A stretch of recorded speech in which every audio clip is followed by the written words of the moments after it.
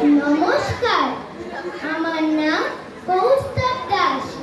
এখানে উপস্থিত সকল গুরুজনকে আমার শ্রদ্ধা ও প্রণাম এবং ছোটদেরকে ভালোবাসা জানিয়ে আমি আমার অনুষ্ঠান শুরু করছি।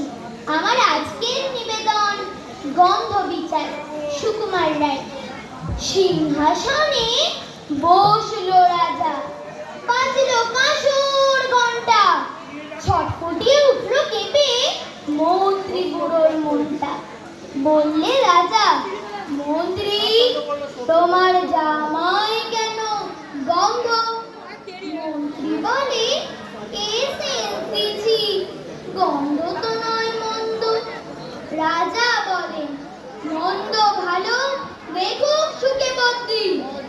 বদ্রি বলে, আমার নাকে বিজয় হলো সর্দি। রাজা হাঁকেন, বোলাও তবে রামনারায়ণ পাত্র।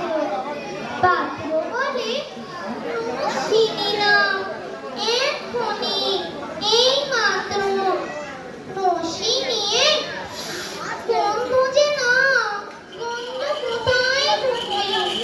রাজা বলেন, কোটাল তবে এগিয়ে এসো, শুকবে।